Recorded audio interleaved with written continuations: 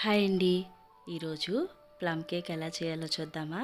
దానికోసం ముందుగా ఒక మిక్సీ జార్లో ఒక కప్పు పంచదార వేసుకుని దాన్ని మెత్తగా గ్రైండ్ చేసుకోవాలి. అదే కప్పుతో ఒక కప్పు ఫ్రెష్ పెరుగు అంటే పులుపు లేని పెరుగు తీసుకుని ఆ మిక్సీ జార్లో వేసేసుకోవాలి. అలాగే 2 టేబుల్ స్పూన్ల నిమ్మకాయ రసం కూడా అందులో వేసేసుకుని మంచిగా గ్రైండ్ చేసుకోవాలి. దానిలోనే కొంచెం అంటే ఒక 2 టేబుల్ స్పూన్ల ఆయిల్ కూడా వేసుకొని బాగా మిక్సీ పట్టి పక్కన పెట్టుకోవాలి. ఇప్పుడు ఒక బౌల్ తీసుకొని ఆ బౌల్లో 2 కప్పులు మైదా పిండి వేసుకోవాలి. కేక్స్ మైదా పిండితో చేస్తే చాలా స్పాంజీగా మెత్తగా వస్తాయి. అందుకే మైదా పిండి ఎక్కువ యూజ్ చేస్తారు కేకులకి.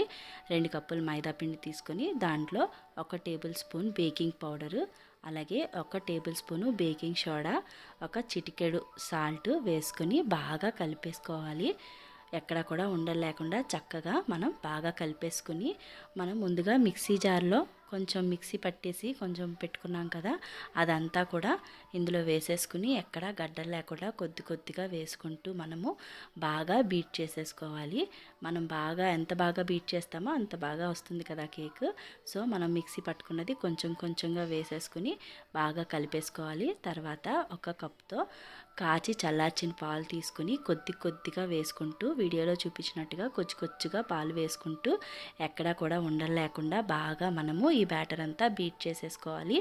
మరీ పల్చగా కాకుండా ఇలా థిక్గా ఉండేలాగే మనం బ్యాటర్ని బీట్ చేసుకోవాలి. కొద్దిగా మనకి అవసరమైనంత వరకు కూడా పాలు వేసుకోవచ్చు.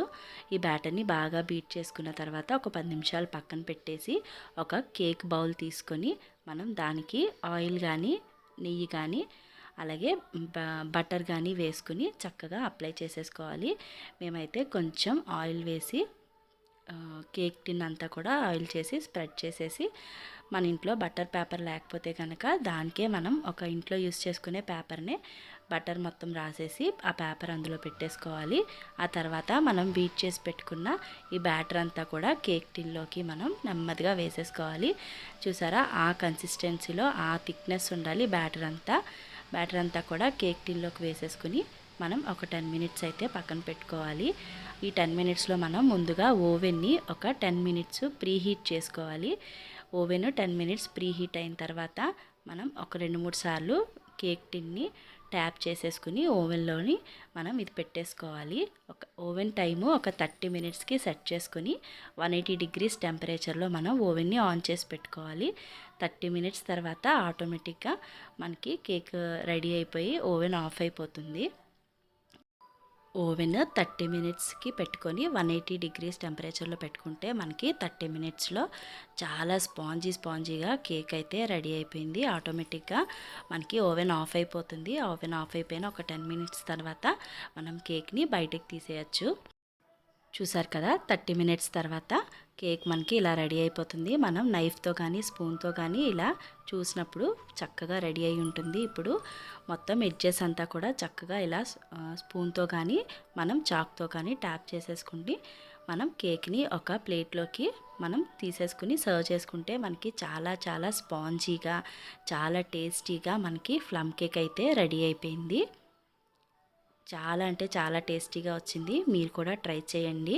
నా వీడియో మీకు నచ్చితే లైక్ చేయండి, షేర్ చేయండి, అలాగే నా ఛానల్ని సబ్స్క్రైబ్ చేసుకోవడం మర్చిపోకండి. మనం అంటించిన పేపర్ ఏదైతే ఉందో అది మనం తీసేస్తే సరిపోతుంది. తీసేసి మనం చక్కగా చూసారా, కేక్ వీడియోలో చూపిస్తున్నట్టు చాలా స్పాంజీగా చాలా బాగా వచ్చింది. పిల్లలైతే చాలా ఇష్టంగా తింటారు. చూసారా, చాలా అంటే చాలా స్పాంజీగా వచ్చింది కేక్. మీరు కూడా ఒకసారి ట్రై చేసి నాకు కమెంట్ సెక్షన్లో ఎలా వచ్చిందో చెప్పండి.